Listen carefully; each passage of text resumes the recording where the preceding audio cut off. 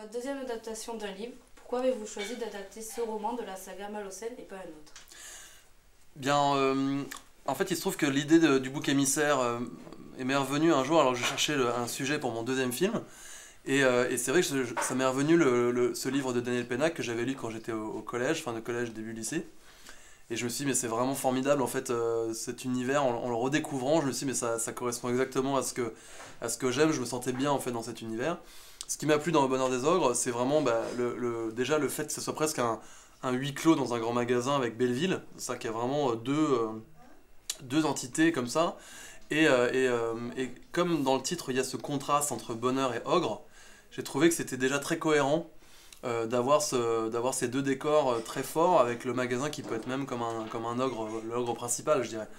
Et du coup en fait le fait que ce soit le début d'une saga et qu'on présente cette famille et qu'on découvre en fait ce métier de bouc émissaire qui est exploité au maximum dans ce premier opus m'a fait vraiment penser que ça pouvait être vraiment bien pour moi de faire ce film. Et j'adore les adaptations aussi parce que justement je pars d'un matériau de départ qui me motive énormément puisqu'au moment de la lecture je me projette sur plein d'images et plein d'envies. Et c'est vrai que pour l'instant les deux expériences que j'ai eues ont été différentes mais toujours très chouettes de partir de ce matériau de départ pour je dirais composer la musique autour quoi. D'accord. Alors parlons maintenant du casting. Pourquoi avez-vous choisi Raphaël Personnaz pour jouer le rôle de Benjamin Malocène? Raphaël je l'avais rencontré sur un tournage il y a une dizaine d'années. Un film qui s'appelait La première fois que j'ai eu 20 ans et moi je faisais de la régie. Et du coup on avait sympathisé déjà à l'époque. Et en fait on s'est recroisés de temps en temps, mais moi j'ai surtout découvert sa dimension comédie et énergique dans La princesse de Montpensier de Bertrand Tavernier. Et je me suis dit, pour Benjamin Malocène, il faut un comédien qui amène de l'énergie parce que ça peut être un personnage qui devient aussi un peu mou et un peu passif. Parce que c'est quelqu'un qui est assez, un peu dépendant de tout ce qui se passe autour de lui. Et du coup je me suis dit, il faut vraiment quelqu'un qui puisse amener ça à ce personnage pour justement pas qu'on se désintéresse justement et qu'on perde un peu le fil. D'accord. Pourquoi avoir choisi Youssef Hadji ici présent pour faire une apparition dans le film? Youssef, on s'est rencontrés il y a à peu près 5 ans, je crois. C'est ça, ouais. Via des amis en commun, agents, et en fait, on s'est tout de suite très bien entendu en termes d'énergie. Et moi, voilà, j'ai vraiment eu envie de lui proposer tout de suite de participer au projet, puisqu'à l'époque même, le scénario n'était pas encore... Non, même pas. T'avais même pas commencé à écrire. Voilà, j'avais même pas commencé à écrire. Il était venu voir la projection d'un court-métrage que j'avais fait qui s'appelait Duty Calls. Ouais. Et à la sortie du court-métrage, tu m'as dit, j'aimerais travailler un jour avec toi. Voilà. Et quelques temps après, tu m'as dit, tiens, j'ai un rôle à te proposer dans mon prochain film. Mais c'est vrai que le fait de travailler, pour moi, dans la mise en scène, c'est réunir des talents, réunir des énergies sur un projet. Et je dirais, c'est ça qui me nourrit, en fait, même au niveau du développement artistique, au niveau du scénario. J'arrive pas à travailler sur un scénario, je dirais, sous cloche, et après me dire, tiens, je vais le réaliser. Je fais un peu les deux en même temps, donc finalement, je suis nourri des rencontres que je fais aussi, et des envies. Et du coup, c'est ça qui est intéressant, c'est de faire un plat, je dirais, en faisant venir plein de talents pour le réaliser, ce plat, quoi. Alors, on peut voir que vous êtes quelqu'un de très polyvalent qui s'intéresse aussi bien aux costumes, aux lumières. Je sais jongler, je sais faire des blagues. Est-ce que cela vous apporte un peu plus dans votre rôle de réalisateur? C'est vrai que dans le fait d'être sur des projets qui sont des contes, qui sont des histoires, je dirais, un peu un pas de côté à chaque fois, on n'est pas forcément dans un cinéma réaliste où il y a des réalisateurs qui sont hyper expérimentés pour le faire, et moi je suis plutôt parti dans une direction sur des projets un peu plus décalés. Et du coup c'est vrai que pour construire un peu cet univers qui justifie aussi un peu l'histoire qui est pas une histoire complètement réaliste, j'aime bien travailler sur effectivement le travail des costumes, de la déco et tout ça.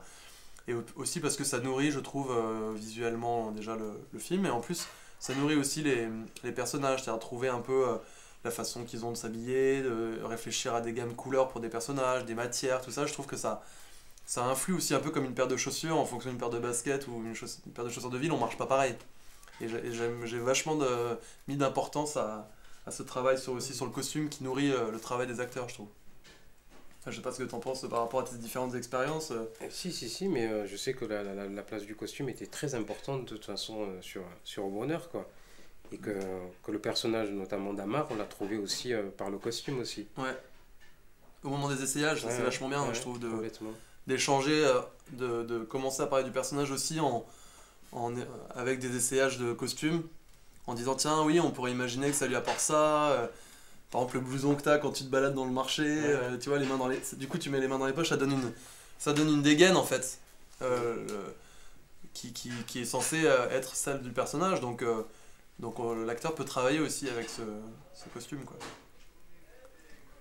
Youssef Hadji, vous êtes sélectionné pour la 2e fois au meilleur espoir masculin des Césars. Comment avez-vous appris cette nouvelle?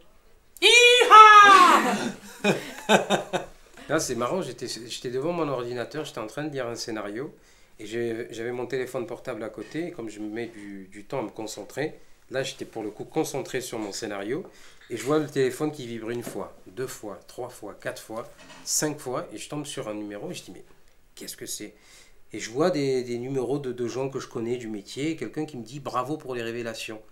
Et là, je me dis, mais révélation de quoi? Moi, j'étais tellement pas là-dedans que je me suis dit, mais qu'est-ce que c'est quoi? Et je renvoie, je dis à une personne dont je ne citerai pas le nom, mais qui travaille dans le métier, j'envoie un texto en lui disant, mais je crois que tu t'es trompé de destinataire. Qu'est-ce que tu entends par révélation? Il me dit, mais quel conte a été révélé pour les Césars de meilleur espoir et tout ça? Et là, j'ai dit, non, c'est génial. Et du coup, je suis resté, j'ai appris la nouvelle, il était 11h du matin à peu près. Et je suis resté jusqu'à 22h30 avec des textos, des coups de téléphone, tout ça, c'était génial. Ah, bravo. J'ai pris la nouvelle comme ça et c'est super, quoi. C'est super nouvelle. Une belle reconnaissance en tout cas. Et tu mérites. C'est gentil. Non, c'est vrai. En plus, Youssef, je trouve que ce qui est génial, c'est que c'est vraiment la gamme d'acteurs qui peut s'adapter à n'importe quel sujet, parce que il peut être hyper attachant, hyper gentil, hyper doux dans des rôles, et à côté de ça, dans des personnages comme par exemple dans Gibraltar, où t'es très, enfin, il fait peur quoi. Et du coup, je trouve que c'est pas donné à tout le monde de pouvoir, je dirais, corporellement déjà être, enfin comme il a sa culture de danse et tout ça, d'être capable de jouer des personnalités qui se déplacent, qui se meuvent différemment, et puis même au niveau de la personnalité, de pouvoir construire des choses très contrastées quoi. Aussi la 2e fois que vous tournez avec des enfants, qu'est-ce que cela vous apporte? Ben, en fait, je trouve que travailler avec des enfants, ça m'a beaucoup apporté, parce que déjà, l'échange se fait instantanément et spontanément, et du coup, ça m'a appris, je pense, dans le travail et peut-être avec des comédiens progressivement, même si on est toujours en apprentissage, c'est ça qui est génial quand on apprend à réaliser, mais à essayer vraiment de réfléchir sur sur l'émotion de fond, en fait, c'est-à-dire et trouver la communication avec chacun, parce que chaque enfant a un peu sa façon d'appréhender les choses, et du coup il y a quelque chose, il y a un répondant en fait instantané, et du coup j'ai vachement appris comme ça en fait sur ce que c'était que le jouer en fait, parce que les enfants sont pas parfois empêtrés dans des problématiques de leur image ou de l'ego, tout ça qui parfois peut être une valise pour certains comédiens qui doivent jouer avec ça et construire aussi leur carrière avec ça, alors qu'un enfant n'est pas encore du tout perturbé par ça. Donc ça m'a aidé à me dire, voilà, il faut que quand je travaille avec des acteurs adultes aussi, essayer de les ramener à ça, ce qui est l'origine du jeu, quoi. C'est jouer. Si vous avez une petite anecdote du tournage que vous avez vécu ensemble. Qu'on a vécu ensemble. Ah oui, alors moi j'en ai une. C'est qu'on a tourné au marché de Belleville. Avant, on avait l'autorisation pour tourner dans une zone. Et en fait, au fur et à mesure de la scène, il y avait tous les mecs des stands à côté qui voyaient d'un mauvais oeil qu'on tourne là parce qu'ils avaient peur de perdre des clients. Et du coup, au bout d'un moment, ils arrivaient de tous les côtés à se mettre dans le champ en disant « Non, vous arrêtez de tourner !» C'était un peu tendu ce passage-là. Avec un mec qui a levé une palette pour nous la lancer dessus. Là. Il était un peu chaud, tendu, quoi. Ouais. C'est le moment en fait où entre les autorisations de tournage, où on a le droit de faire les choses, et puis le moment où la vie continue, quoi. C'est-à-dire que les gens, pas parce qu'il y a un tournage que tout s'arrête, quoi. Et donc nous on était un peu dans cet entre-deux, quoi.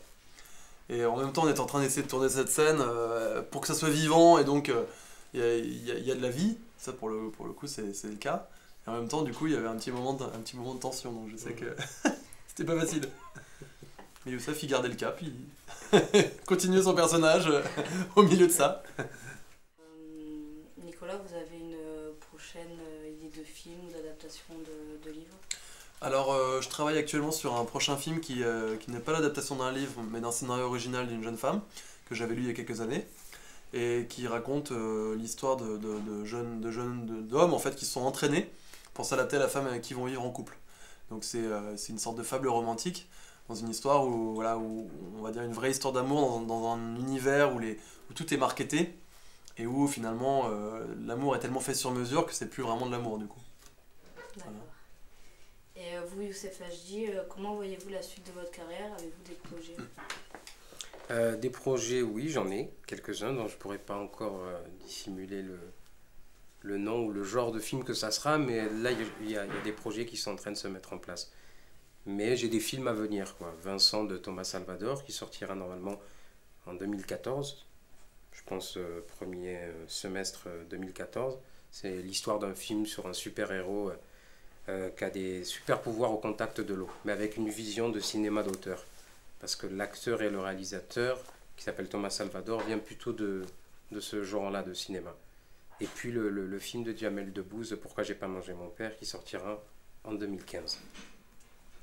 En motion capture, tu as fait en capture de mouvement. Oui, c'est ça, exactement. Technologie d'avenir. Qu'est-ce que vous ressentez à l'idée d'être tous les deux parrains du Téléthon de Beaucaire? Moi je suis très heureux parce que Youssef, on en a parlé il y a très longtemps, puisque Ludovic qui m'avait contacté quand c'était au moment où on se rencontrait en fait. Ouais. Et donc du coup, j'ai eu la chance d'avoir déjà pu venir il y a 4 ans pour mon premier film, Les Enfants de Simpleback.